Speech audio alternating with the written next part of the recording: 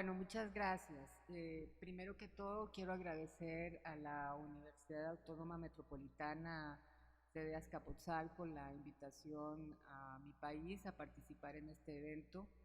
En principio, la invitación estaba dirigida, como corresponde, a la embajada de Costa Rica, a la embajadora de Costa Rica en México, María Eugenia Venegas, pero lamentablemente ella ya tenía un compromiso establecido para esta fecha y me asignó a mí asistir a referirme al tema de las relaciones bilaterales de Costa Rica, con énfasis un poco a lo que es la relación bilateral Costa Rica-México. Eh, sí les quiero señalar, primero que todo, que por mi investidura en el país, los diplomáticos siempre estamos sujetos a guardar mucha discreción sobre temas delicados y en ese sentido, pues, a la hora no podemos, por ejemplo, referirnos a problemas internos del país en el que estamos acreditados de manera pública. Por otro lado, también les quiero señalar cuál es el énfasis de mi exposición, viendo que la vocación de este congreso era referirse al protocolo y su relación con las relaciones internacionales y con el derecho internacional, y dado que yo no soy especialista en protocolo, y sí lo conversé con el licenciado Pedro Lavariega, que podría ser interesante que me refiriera a la parte sustantiva de las relaciones diplomáticas de un país, que es, por ejemplo, las relaciones bilaterales. Eh,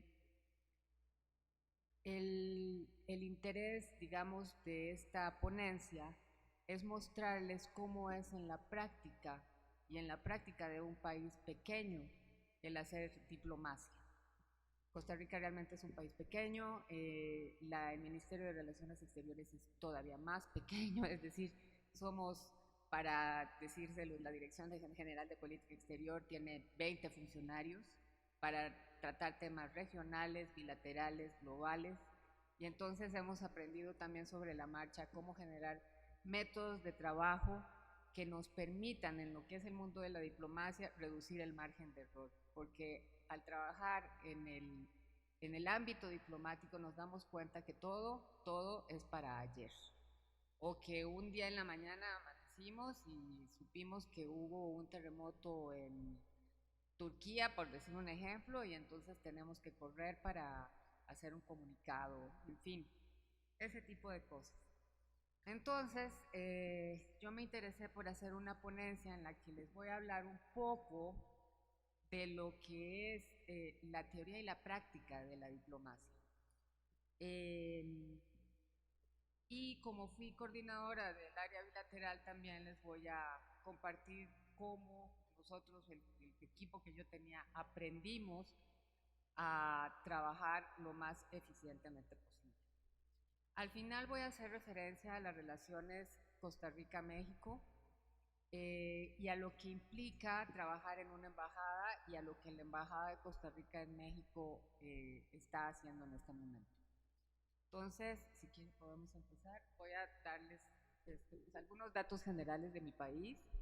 Como ven, Costa Rica es un país pequeño, tiene 7 provincias, su nombre oficial es la República de Costa Rica, el presidente actual es el Luis Guillermo Solís Rivera, su mandato termina en 2018, una observación es que es un hombre que viene de la academia, es historiador.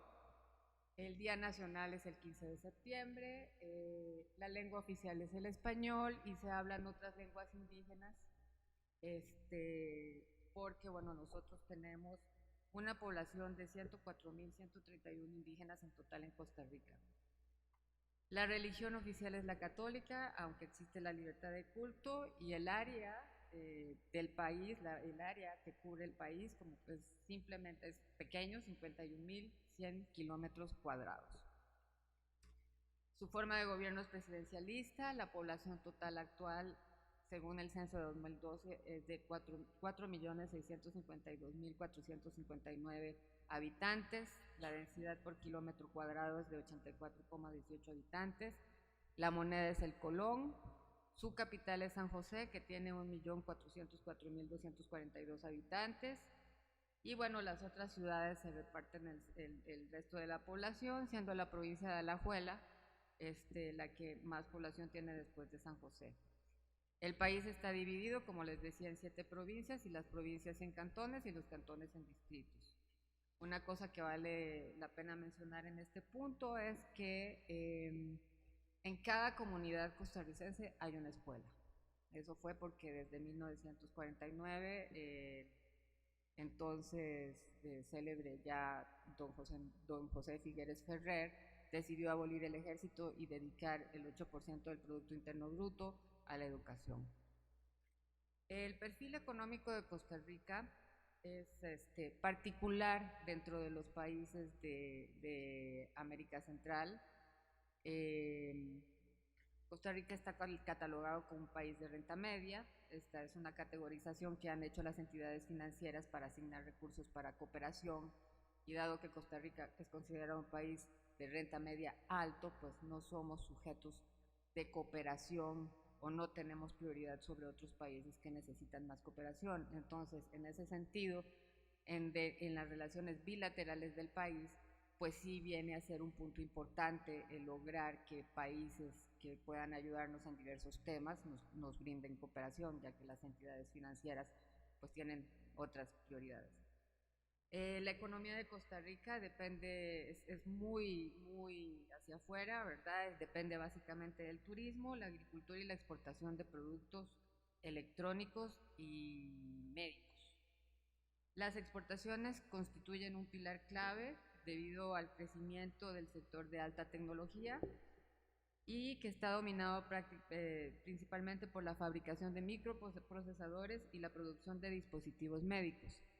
En este punto de la producción de microprocesadores ha habido un cambio porque Intel decidió concentrar sus actividades en Asia, pero dejó una planta para ingenieros, es decir, que ahora el trabajo que Intel hace en Costa Rica está más orientado hacia la creación de conocimiento. Otra de las principales fuentes de divisas, como les decía, es el turismo. El 4,6% del PIB proviene del turismo. Es un turismo caro, es un turismo que está destinado a personas interesadas en la protección del medio ambiente, y Costa Rica ha hecho todo lo posible por invertir y aprovechar la biodiversidad que tiene.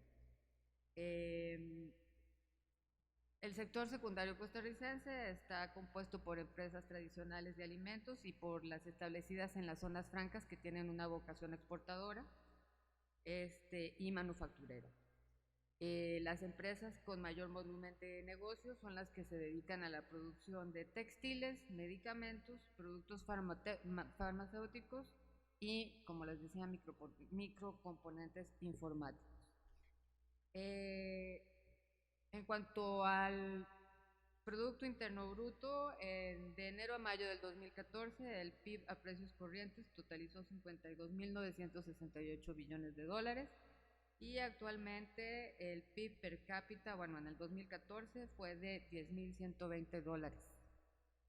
Esto en términos muy generales, para que tengan una idea muy general, muy ilustrativa de lo que es Costa Rica, de que es un país pequeño que decidió orientarse completamente al exterior. Bueno, entonces ahora vamos ya a pasar al punto que interesa para este contexto, y voy a empezar por decirles qué vamos a entender en este contexto por diplomacia. Según el pensador Michael Oakeshott, la diplomacia pertenece a la categoría del conocimiento teórico práctico, en el sentido de que solamente existe en la práctica. Es por eso que a lo largo de toda la exposición voy a hacer algunas acotaciones teóricas o orientaciones abstractas que se pueden extraer de la práctica para un diplomático. Y lo voy a mezclar con ejemplos de la vida cotidiana de un diplomático. Ahora, ¿esto qué quiere decir, por ejemplo, para un diplomático joven? En general, los diplomáticos cuando entran a la carrera son lanzados a trabajar al terreno, sea dentro del Ministerio de Relaciones Exteriores de su país, sea dentro de una misión.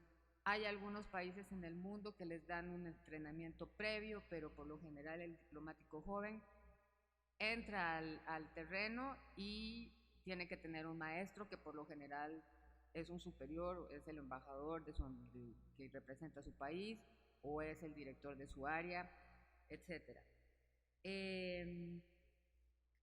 Para entrar a la carrera diplomática en Costa Rica se ha institucionalizado un concurso de oposición que consiste más o menos, creo que parecido a México, en que el Instituto Diplomático Manuel Peña Peralta convoca un concurso, este concurso de oposición, y las personas que desean ingresar a la carrera tienen que hacer 10 exámenes que son muy duros, y una vez que pasan ese filtro tienen que hacer una entrevista con la comisión calificadora, además de un examen psicológico, y bueno, pues pueden ingresar a la carrera en la medida en que haya puestos disponibles. Entonces, en síntesis, lo que les quiero decir es que un diplomático se hace en la práctica y a largo plazo.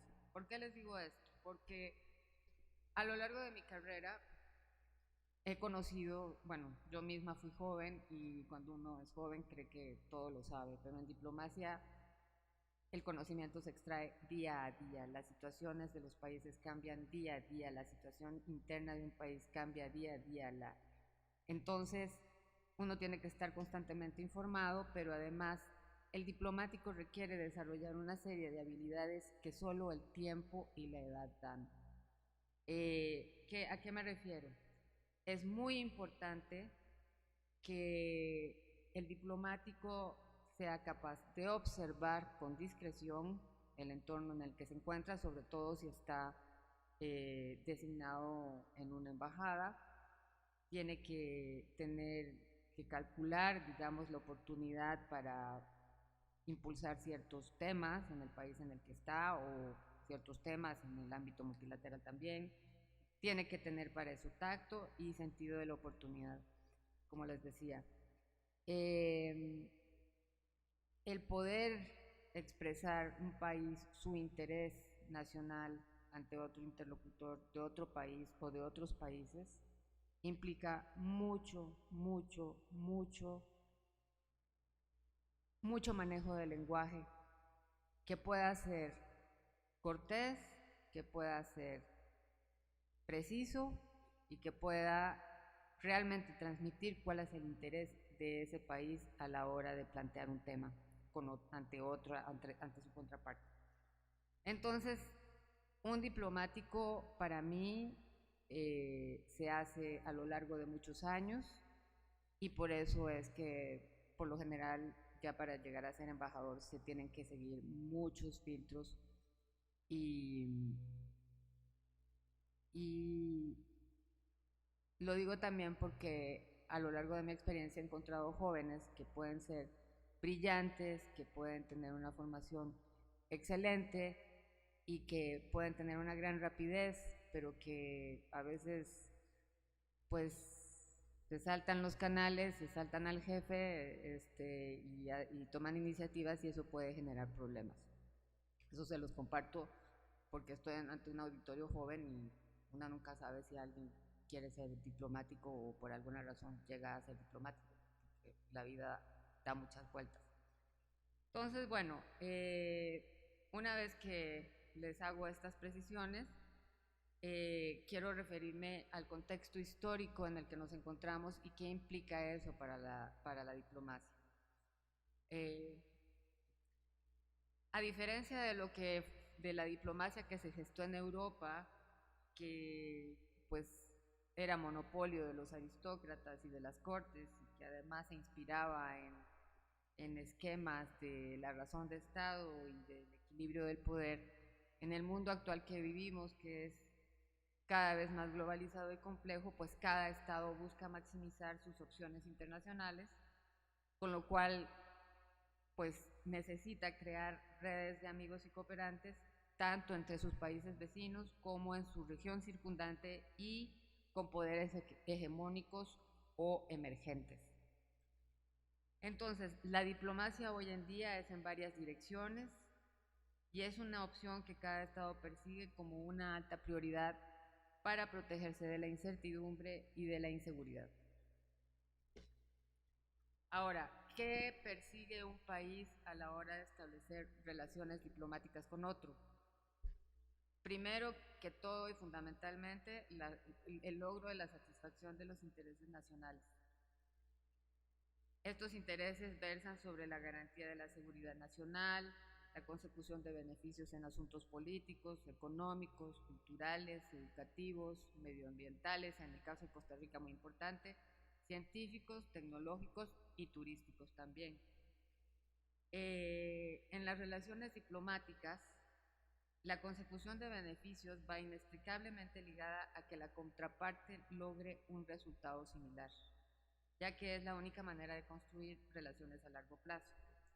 Es un juego de ganar-ganar. Me estoy refiriendo a la diplomacia cotidiana, no estoy haciendo referencia a los casos en que hay conflictos entre dos países o entre tres, ya la diplomacia es otra cosa.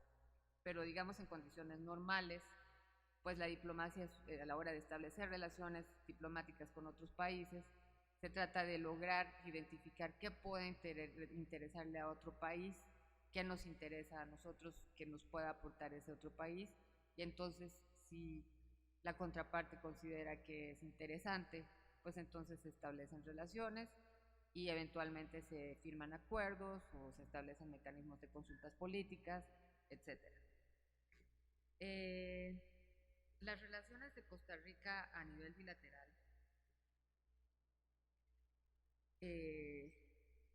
son, para ser un país pequeño, me parece que son bastante amplias. Costa Rica tiene relaciones diplomáticas con 160 países, 37 de esos países tienen representación en el país, 54 tienen embajadas o consulados que se encuentran en terceros países o en organizaciones internacionales como la ONU, entonces son concurrentes. Digamos, México es un país que tiene muchas concurrencias para Costa Rica. Y bueno, Costa Rica no tiene relaciones diplomáticas con 33 países que son reconocidos por las Naciones Unidas. Esto es más, yo creo que por razones logísticas que por otra razón, y porque tal vez no se ha presentado la oportunidad de reflexionar sobre la posibilidad de establecer relaciones con esos 33, con uno de esos 33 países. Costa Rica a su vez tiene embajadas en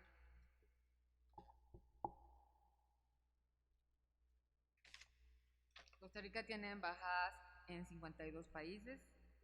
Bueno, en América del Norte tiene en Canadá, en Estados Unidos. A México lo puse en América Latina. Hay países que ponen a México en América del Norte, pero yo lo he puesto en América Latina. Y bueno, tenemos embajadas en prácticamente todo el hemisferio. En el Caribe, Costa Rica tiene embajadas en Belice, Cuba, Jamaica, Trinidad y Tobago. En Asia tenemos embajada en Corea del Sur, India, Japón y la República Popular de China y Singapur. Costa Rica es el único país de Centroamérica que tiene embajada y relaciones diplomáticas con la República Popular de China. En Oceanía tenemos embajada de Australia, es decir, la concurrencia está en Singapur, es decir, tenemos un embajador en Singapur que también representa a Costa Rica ante el gobierno de Australia. En Oriente Medio tenemos embajadas en Qatar, Israel y Turquía. En la Unión Europea, pues en los principales países de la Unión, ¿verdad? Alemania, Austria, Bélgica, España, República Francesa, Gran Bretaña, Luxemburgo, Hungría, Italia, Noruega acaba de cerrar, perdón, Países Bajos, Polonia desde Berna, Reino de Suecia desde Noruega, República Checa desde Alemania. Y bueno, aparte de estas regiones, tenemos relaciones con Chipre desde Israel, con el Estado de Ciudad del Vaticano, con la Federación Rusa, con el Principado de Liechtenstein, desde Berna, con Suiza y con Ucrania desde México. Como les mencionaba, pues nosotros tenemos 37 países que tienen representación en Costa Rica. Pues de América Latina casi todos los países tienen representación. Del Caribe, Cuba y Trinidad y Tobago. De Asia, Corea del Sur, Japón y la República Popular China. De Oriente Medio, Qatar, Israel y Turquía. Con Turquía acabamos de establecer misiones. De la Unión Europea, Alemania, España, República Francesa, Gran Bretaña, Italia y Países Bajos. Y la Federación Rusa y Suiza. Bueno, de América del Norte, pues igualmente seguí con la misma categorización anterior. Tenemos representación en Canadá y Estados Unidos. Ahora, aquí es donde yo les voy a mencionar un poco cómo se organiza el área bilateral en el Ministerio de Relaciones Exteriores, en la Dirección General de Política Exterior, que toca un poco, digamos, el sentido del protocolo y cómo el protocolo sirve para lo sustantivo, para las relaciones sustantivas entre los países. En el momento en que yo estuve como coordinadora del área bilateral, nosotros hicimos una división geográfica de los temas, es decir, nosotros asignamos a un oficial el Asia, África y Oceanía, otro oficial está encargado de América del Norte, Caribe, anglófono y francófono, otro oficial está encargado de Centroamérica, República Dominicana y Cuba, otro de América del Sur, otro de Europa como países individuales, otro de la Unión Europea como una sola instancia y otro en Medio Oriente. Éramos en total 7 funcionarios para el mundo entero. Entonces, ¿qué significaba eso para nosotros? ¿Qué pasa en un departamento de relaciones bilaterales de una cancillería? Ese departamento tiene que encargarse de organizar la parte sustantiva de visitas oficiales en general. Las visitas oficiales pueden ser a nivel de ministros o a nivel de presidentes. Las visitas oficiales pueden ser simplemente oficiales, lo que quiere decir que el presidente va a llegar a reunirse con su homólogo o homóloga, o pueden ser visitas de Estado, que implica que el presidente va a visitar además a los otros 2 poderes del gobierno, del país, perdón. Esa es una de las actividades a las que se dedica el área bilateral. Visitas de cortesía que hacen embajadores acreditados en el país, embajadores concurrentes o representantes de países con los que no tenemos relaciones diplomáticas, pero que quieren llegar a conversar sobre diversos temas con el jerarca de la institución. También en este caso vienen visitantes que quieren hablar de una coyuntura política específica, sea a nivel multilateral o bilateral. Nos ocupamos de la presentación de cartas credenciales, de la parte sustantiva estoy hablando, no de la parte protocolaria, de las reuniones bilaterales que se puedan organizar, que pueden ser reuniones de mecanismos de consultas políticas, reuniones de acuerdos de asociación estratégica, comisiones binacionales, grupos de trabajo sobre un tema específico. Nos ocupamos de lo que son las reuniones bilaterales que se celebran en el marco de cumbres regionales y de asambleas generales o conferencias generales dentro del sistema de las Naciones Unidas. Parece, no sé si sería obvio para ustedes, pero para nosotros lo es. Cuando se llega a reunir una cumbre ya prácticamente todo está negociado. Una de las partes más importantes de una cumbre, de una conferencia internacional, justamente es los encuentros bilaterales que se puedan hacer entre ministros o presidentes. Ese es uno de los principales intereses de atender una conferencia. ¿Por qué? Porque cuando ya llegan los jerarcas, ya llega el presidente, ya los grupos técnicos de la conferencia negociaron lo que puede ser la declaración o los acuerdos o las resoluciones. Y ya lo que no se pudo resolver, pues se resuelve a muy alto nivel. Pero una de las cosas más importantes de las conferencias son los encuentros bilaterales. Entonces también nos ocupábamos de eso.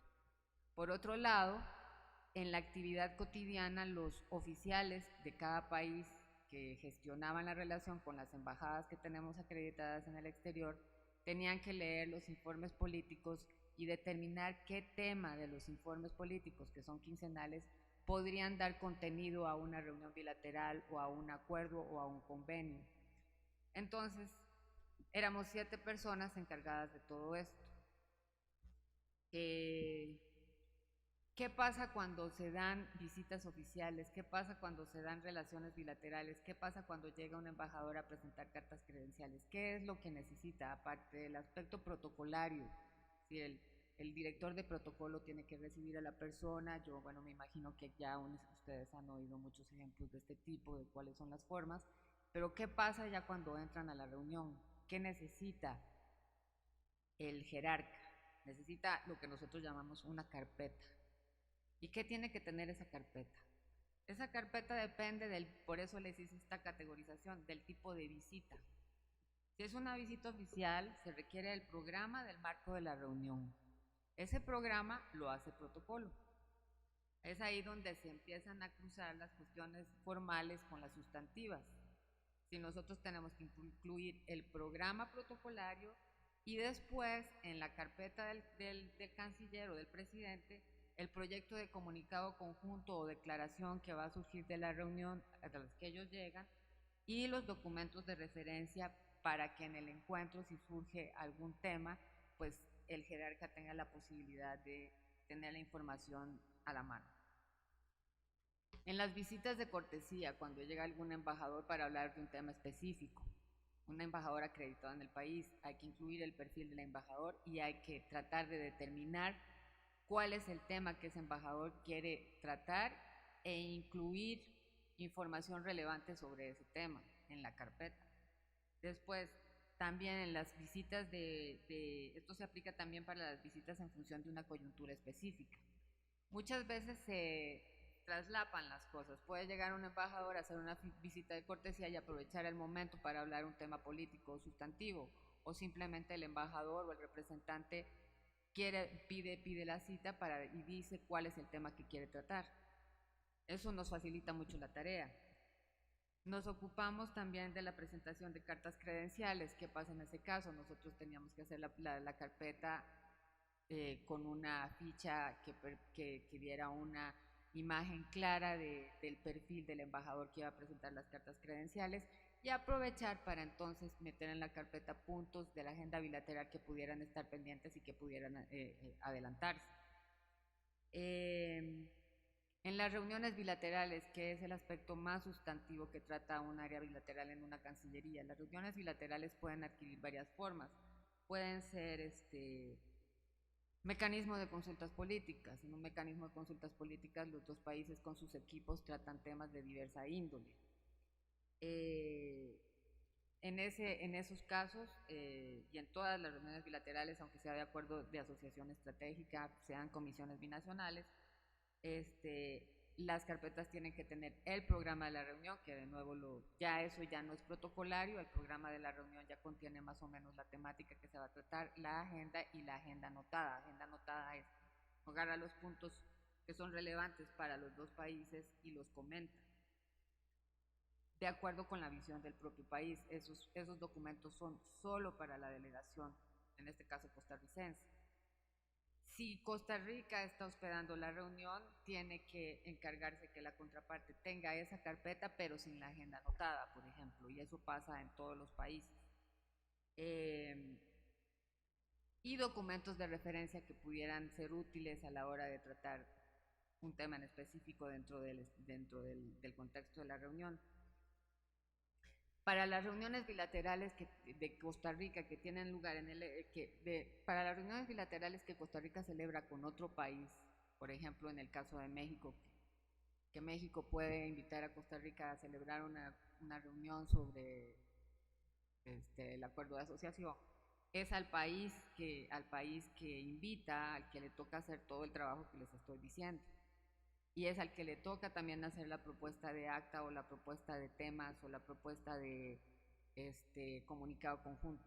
Es el país que hospeda la reunión el que hace la propuesta esa propuesta pasa a la Dirección General de Política Exterior, que tiene que hacer consultas internas, tanto a nivel del ministerio como a nivel de otros ministerios, y esa propuesta se reenvía a la contraparte con control de cambios. Es muy importante, parecen esos detalles mínimos, pero con control de cambios muy claros para después, a la hora de tener las reuniones técnicas, poder consensuar un texto. En realidad, los textos y las declaraciones que se pueden leer y que postean y que son incluidas en las páginas web de los ministerios, llevan un trabajo de negociación muy complejo y complicado que lleva días de días, y ahora con internet parece mentira, pero tenemos cada vez más trabajo, porque entonces te mandan el documento a la hora de almuerzo, ya tienes tu teléfono, entonces ya recibiste el documento con las observaciones del otro país. Realmente nosotros pasamos trabajando prácticamente 12 o 13 horas por día. Entonces, ¿por qué les transmito todo esto? Porque al final de cuentas es como darse cuenta que las relaciones internacionales tienen una vida propia que se da día a día y que tiene que ver también mucho con el manejo del lenguaje, con el manejo de un lenguaje preciso, que no se quede solamente en lo abstracto y en la expresión de principios, sino que también manifieste y transmita a la otra parte cuáles son sus intereses. Un diplomático tiene que tener mucha habilidad para leer entre líneas, y el otro diplomático también tiene que tener mucha habilidad para decir las cosas de manera cortés, de manera abstracta, pero que también entienda a la otra parte qué es lo que quiere. Entonces, en este contexto que les acabo de decir, con todas estas reuniones que se nos venían todo el tiempo, muchas veces teníamos 5 embajadores llegando a la Dirección General de Política Exterior, teníamos presentación de cartas credenciales, estábamos al mismo tiempo organizando la parte sustantiva de visitas oficiales. Nos dimos cuenta 7 personas que o nos hacíamos una lista de control de tareas como la que tengo aquí, o nos íbamos a estar equivocando todo el tiempo. Es que un error en este contexto puede costar mucho. Un error a la hora de que estoy recibiendo las observaciones, ya hice una propuesta de texto, de acta para un país, y ese país me manda sus observaciones, tengo que tener mucho cuidado de qué versión estoy utilizando, e ir o archivando las otras si quiero ver cómo fue evolucionando el tema, o irlas borrando, porque puede ser que a la hora que yo llegue a la reunión abrí el primer texto y no abrí el último.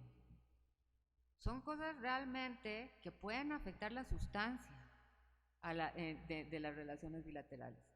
Entonces nosotros hicimos un cuadro de tareas. Bueno, primero que todo, lo que hicimos 7 personas fue decir: el trabajo en equipo es fundamental. Éramos 7 personas, 8 personas, no hay nadie indispensable, cada uno escoge a su emergente, le llamamos. Si algo le pasa al que lleva el tema de China, ese emergente que está ahí ha estado en contacto totalmente con el tema, y cuando a ese le pasó algo, el emergente surge y lo reemplaza. Eso fue lo primero que hicimos. Cada quien tenía la libertad de escoger a su emergente. Entonces, esas 2 personas, el que llevaba Asia, África y Oceanía, se alió con la que llevaba América del Norte, Caribe francófono y anglófono, y todos los días o 2 o 3 veces por semana se sentaban y conversaban sobre los temas que llevaban, y también coordinaban sus agendas de manera tal que no faltara la persona que supiera del tema en el momento en que se necesitara. Entonces trabajábamos en parejas. Y luego, este cuadrito que tengo aquí, que no lo podemos poner, no sé si lo quieran poner, pero como de 4 páginas, y que está dividido en varios temas. Primero, la categorización del tipo de visita, la coordinación previa, todo lo que era la logística y lo que teníamos que hacer de logística, y la coordinación con la prensa, la recolección de la información para elaborar la propuesta de agenda temática, ¿qué había que hacer una vez que la agenda temática estuviera consensuada? ¿Cuáles eran los pasos? ¿A quién hay que dárselo? Al director de política exterior que llegaba y lo discutía con el canciller. Es decir, son una serie de pasos que si uno se saltó uno, ya falló todo el proceso. ¿Qué teníamos que hacer con respecto al documento que tenía que ser resultado de la reunión? Teníamos que decidir si iba a ser un comunicado conjunto, lo cual siempre era más fácil que fuera un acta, porque un acta la tienen que firmar. Entonces el proceso de consultas era mucho más largo. Si había instrumentos internacionales para firma, primero hacer las consultas con tratados, después hacer, bueno, la impresión de los documentos, bueno, no, es que, después, ¿qué hacer con la agenda comentada y los otros documentos de apoyo? Muchas veces los jerarcas cambiaban de tema, si venía un canciller o un vicecanciller que se apoyaba más en la persona, entonces no quería carpetas, entonces la persona que llevaba el tema se aprendía todo y se lo decía. Y la persona por sus características personales, pues tendía mucho a improvisar, pero después llegó otro vicecanciller que quería tener todos los documentos, entonces sus carpetas eran de este tamaño, por ejemplo. También esa es otra cosa que tiene que hacer el funcionario, es decir, adaptarse a las necesidades personales del jerarca. Después, el programa de la reunión ampliada. ¿Qué quería decir esto? ¿Qué es la reunión ampliada? Si hay una bilateral, siempre hay un encuentro privado entre los más altos funcionarios, siempre hay un encuentro privado entre los ministros, siempre hay un encuentro privado entre los presidentes o protocolo, muchas veces protocolo decide quién entra. Esa es otra parte interesante de la relación que puede existir entre la parte formal y la sustantiva. Protocolo puede decir quién entra o simplemente los jerarcas dicen queremos hablar solos y no quiero que entre nadie, o entra mi asesor o entra el director, en fin. Entonces también nos teníamos que encargar de lo que ya era la comunicación institucional, o sea, elaborar los insumos para la dirección de comunicación institucional para el comunicado de prensa, cuidar que las palabras que iba a tener ese comunicado de prensa se circunscribieran a lo más preciso y lo más esencial de la reunión. Y bueno, teníamos ya los siguientes puntos, que era lo que tenía que ver con la preparación de carpetas, evitar errores, que todas las carpetas de la delegación costarricense tuvieran la misma información, que las carpetas, no confundir las carpetas con las carpetas de la contraparte, a qué hora y en qué momento debíamos entregar las carpetas, antes de la reunión, ocuparnos, esa era una parte que nos tocaba a nosotros, que probablemente en otros países le toca protocolo. Nos tocaba a nosotros asegurarnos de que antes de que empezara la reunión, todas las carpetas de cada parte estuvieran en su lugar y que estuvieran todos los equipos instalados, etcétera. ¿Esto por qué? Porque Costa Rica, el Ministerio de Relaciones Exteriores de Costa Rica es realmente muy pequeño. Es decir, el área bilateral tiene 7 funcionarios, el área bilateral de México puede tener 100. No me consta, pero podría yo asegurar que tiene 100 y que tienen uno solo oficial que lleva a Honduras, por ejemplo.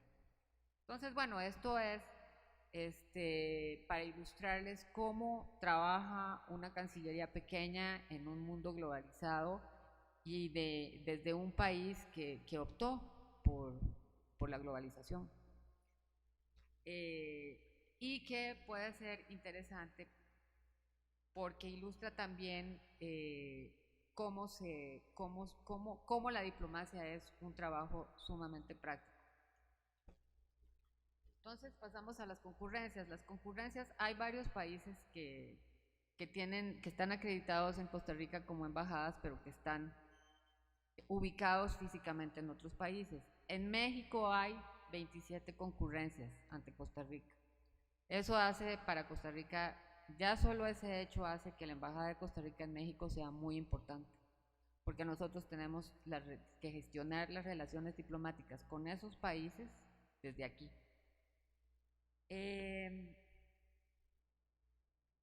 Ahora voy a entrar a otra parte que yo llamaría más teórica que práctica, que es la tipología de las relaciones bilaterales.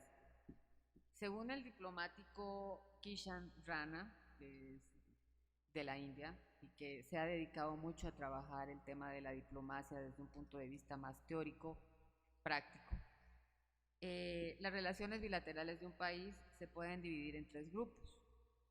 El grupo de relaciones especiales, el grupo de relaciones normales y el grupo de relaciones periféricas.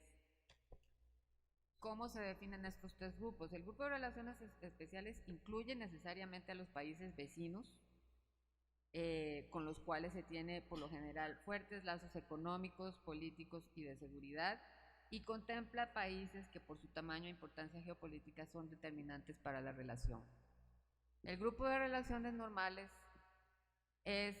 cubre una amplia gama de países y en este caso con estos países se sostienen, digamos, los canales diplomáticos usuales, se pueden establecer comisiones conjuntas de trabajo, mecanismos de consultas políticas, intercambio de notas para tratar ciertos temas y finalmente está el grupo de relaciones periféricas, que en un mundo de 193 países pues hay muchos con los que tenemos relaciones periféricas y simplemente pues muchos encuentros se dan a nivel multilateral, muchos encuentros con países que están muy lejos de Costa Rica, tanto a nivel geográfico como histórico, se dan en el seno de conferencias multilaterales.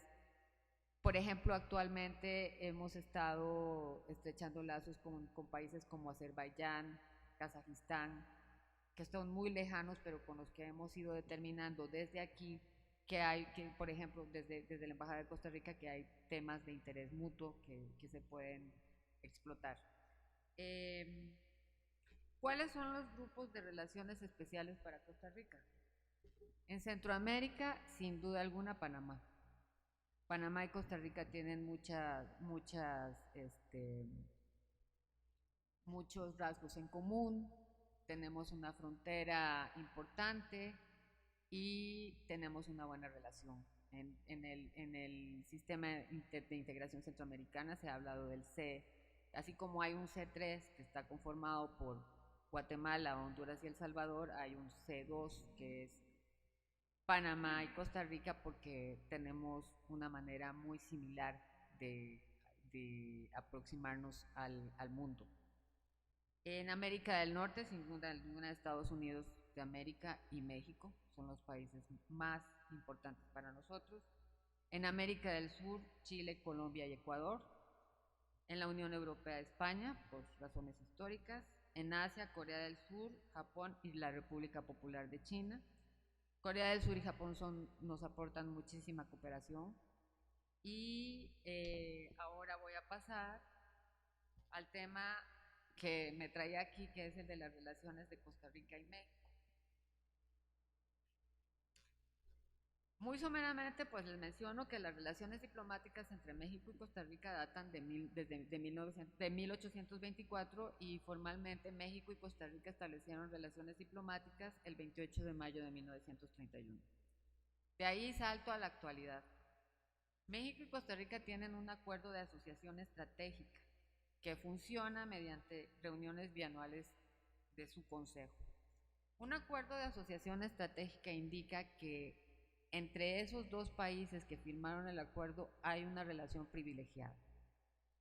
México tiene solamente con Costa Rica un acuerdo de asociación estratégica en Centroamérica. Costa Rica es el único país centroamericano que tiene este tipo de acuerdo con México. El 26 de febrero de 2015 tuvo lugar aquí en México la segunda reunión del Consejo del Acuerdo de Asociación y pues ahí nada más les voy a mencionar los temas que se trataron, digamos que dan cuenta de cuáles son los puntos en los que Costa Rica y México coinciden. Uno es el fortalecimiento de la comunidad de estados latinoamericanos y caribeños como mecanismo de concertación política privilegiado de la región. El otro es el apoyo que pueda dar Costa Rica a México como observador dentro del sistema interamericano de Centroamérica. El compromiso de trabajar en conjunto en la Asociación de Estados del Caribe. El reconocimiento en ese momento de la Alianza del Pacífico como una plataforma económica y comercial privilegiada también, el apoyo que México podía dar a la celebración de la 7ª reunión de ministros de Relaciones Exteriores de Focalae y el apoyo también a la Organización de Estados Americanos, sobre todo al fortalecimiento del sistema interamericano de derechos humanos. Esos eran los temas regionales que formaron parte de la agenda de la reunión, del Consejo de Acuerdo de Asociación. En temas multilaterales tratados durante la reunión se trató del tema de Agenda de Desarrollo post-2015, cambio climático, el Movimiento Unidos por el Consenso, la problemática de Medio Oriente, desarme nuclear, el Tratado sobre Comercio de Armas, un punto en el que Costa Rica y México colaboraron mucho, y la Alianza para el Gobierno Abierto. Ahora, antes de entrar a lo que hace la Embajada de Costa Rica en México, sí quiero referirme a lo que es el rol de las embajadas en las relaciones bilaterales, en todo este mundo que yo espero haber podido transmitir más o menos claramente a ustedes, cuál es el papel de las embajadas. Primero que todo, según la Convención de Viena, la Convención de Viena sobre Relaciones Diplomáticas y según el artículo 3º, una misión tiene que representar al Estado emisor en el Estado receptor. Tiene que proteger en ese Estado sus intereses y a sus nacionales, dentro de los límites establecidos por el derecho internacional. Tiene que negociar en el Estado receptor y dar seguimiento a las condiciones y procesos que se dan en ese Estado y reportarlo a su gobierno, y promover relaciones amistosas entre ambos países y desarrollar relaciones económicas, culturales y científicas. Según el artículo 3 de la Convención de Viena, las palabras clave son la representación, la protección, la negociación, la verificación y la promoción. Pero el mundo desde 1961, que surge la Convención de Viena sobre Relaciones Diplomáticas, ha cambiado mucho.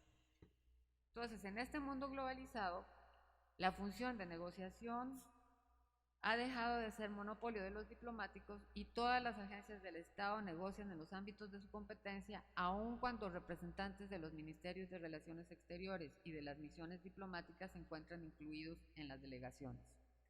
Ya la temática, ya hay tantas temáticas que son globales que cada institución tiene que ocuparse de su propio ámbito de competencia. Medio ambiente, seguridad, migración. Y el Ministerio de Relaciones Exteriores trabaja sobre todo como facilitador en conferencias o, bueno, simplemente acompañando a los técnicos. Por otro lado, el sistema multilateral ha crecido extensivamente y ya el aspecto político de las relaciones diplomáticas también ha sido complementado también por la necesidad de cooperación. Y muchos casos para las embajadas, cuando existen este tipo de acuerdos, el desafío es lograr implementar los acuerdos y no tanto elaborarlos. Entonces, el Ministerio de Relaciones Exteriores, con sus brazos, que son las embajadas, es hoy un coordinador de las relaciones exteriores y no ya un actor exclusivo. Esta diversificación que surge con la globalización ha hecho que la actividad de las embajadas sea más compleja y que tenga que cumplir con 5 tipos de tareas: las de promoción, extensión, retroalimentación, administración y mantenimiento. La promoción se refiere sobre todo a lo que pueden hacer, se refiere sobre todo a la promoción comercial o a la atracción de inversión extranjera al país. Entonces se trata de vender, como hacen las instancias corporativas, una marca, que en este caso es la marca país. Puede ser que no nos guste mucho ese término, ¿verdad? Que las relaciones internacionales hayan sido también tan determinadas por un mundo en el que lo comercial sea tan importante, pero bueno, así es. La embajada tiene que centrarse en vender en el país en el que está una marca país, que es lo que hace ese país en ese lugar interesante. La extensión quiere decir, sobre todo, es una labor continua de ganar aliados al interior del país, que se vuelven importantes fuentes de información, que se vuelven también importantes contactos que pueden permitir crear redes. Cada contacto abre una puerta y entonces es una actividad constante. Hay que tener habilidades sociales indudablemente para ejercer este tipo de actividad.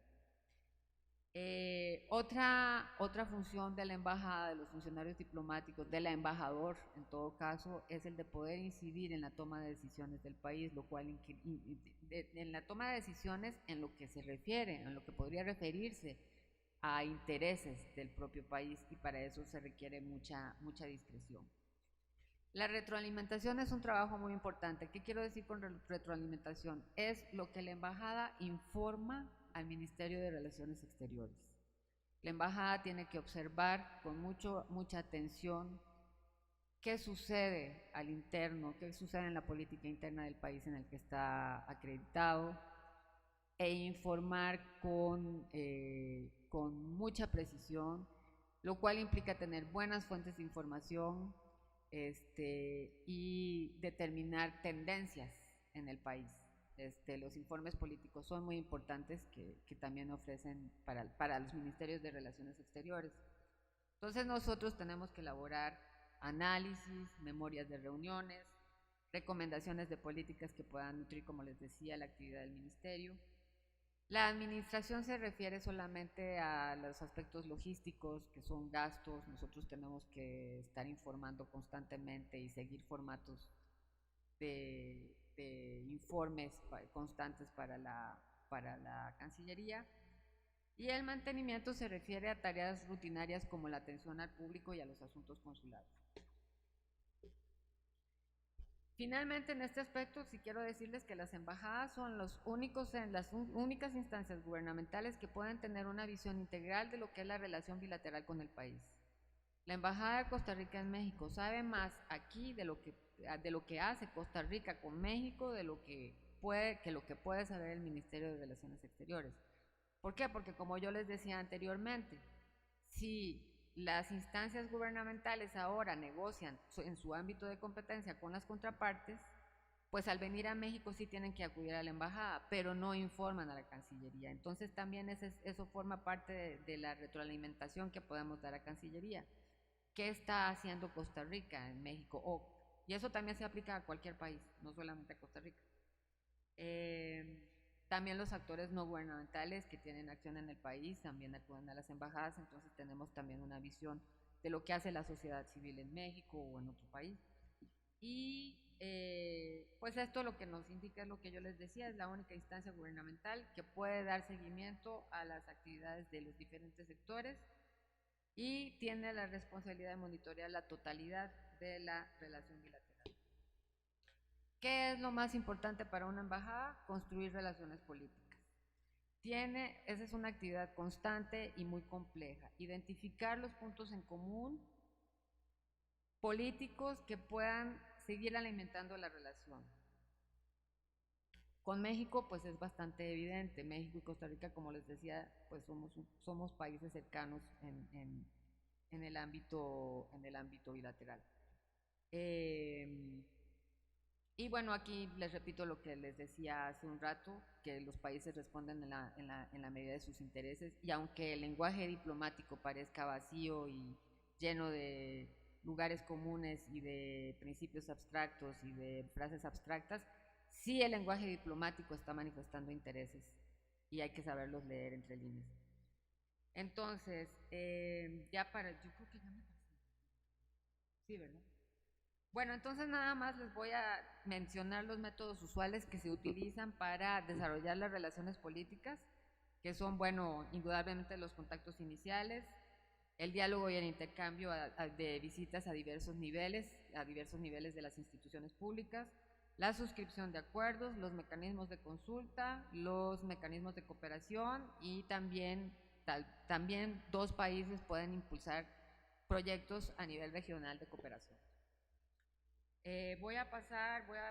No voy a detenerme en cada uno de estos puntos, sino que ahora nada más voy a pasar al punto de la Embajada de Costa Rica en México, qué es lo que estamos haciendo. Bueno, nosotros realizamos actividades de promoción en coordinación con la Promotora de Comercio Exterior de Costa Rica, y las relativas a la atracción de inversión extranjera se coordinan con la Coalición Costarricense de Iniciativas de Desarrollo de Costa Rica. La función de la red de retroalimentación, nosotros informamos sobre la situación política y económica del país cada 15 días, pero cuando surge algún problema o alguna situación coyuntural en especial, mandamos cápsulas informativas, informamos sobre la ejecución de la política exterior del país, sede, informamos sobre las conferencias regionales que tienen lugar en México y lo que se conversa y se dialogó y se concluyó en esa reunión. Y también informamos sobre las visitas e iniciativas de las otras instancias gubernamentales y de la sociedad civil. También realizamos labores de seguimiento a los acuerdos a los que se ha llegado a nivel de vicecanciller y de cancilleres. Es decir, hemos logrado, por ejemplo, organizar talleres en materia de intercambio de información consular y económica, realizar reuniones con autoridades gubernamentales para tratar temas de migración y de seguridad, y calendarizar la celebración de eventos bilaterales según lo establecido por los acuerdos ya establecidos. Como iniciativas especiales, y este es el punto más importante, por algo dicen que lo del final siempre es lo más importante, es que esta embajada, la actual embajadora, es académica, fue rectora de la Facultad de Educación de la Universidad de Costa Rica y tiene un fuerte interés en estrechar los lazos académicos entre los países, y también tiene un fuerte interés en desarrollar un programa de cultura. ¿Por qué esto es relevante? Nosotros, en lo que llevamos aquí, pues hemos establecido contactos con la Secretaría de Cultura del Distrito Federal, ya con Conaculta teníamos acuerdos y contactos, pero con la Secretaría de Cultura de la Ciudad de México hemos encontrado nichos de acción muy interesantes y que pueden ser muy importantes para Costa Rica. Por ejemplo, ya nosotros visitamos el Faro de Iztapalapa. ¿Por qué es muy importante? El Faro constituye un experimento social sumamente interesante, sumamente rico. Aprendimos muchísimo de esa experiencia y sabemos que en Costa Rica ya tenemos localidades donde se requiere urgentemente faros. Entonces estamos trabajando fuertemente en cooperación con la Secretaría de Cultura del Distrito Federal para hacer un intercambio entre los representantes del Faro y con representantes de las municipalidades de las ciudades que más lo necesitan.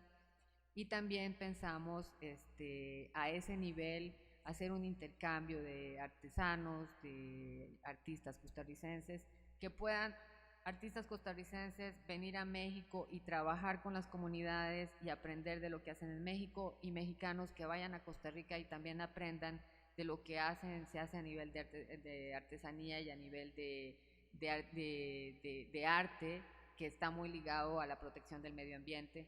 Estamos trabajando con la Secretaría de Cultura también y con Iztapalapa en el problema del agua. Entonces, bueno, tal vez era la parte más importante, pero pues la que estamos desarrollando en este momento. Quise más o menos ilustrarles cómo se trabaja en una embajada, qué implica un área de trabajo como la de las relaciones bilaterales, cuál es la logística, cuál es el trabajo menudo, cuál es el trabajo que al final de cuentas apoya mucho a la sustancia junto con el de protocolo. Eso es todo. Muchas gracias.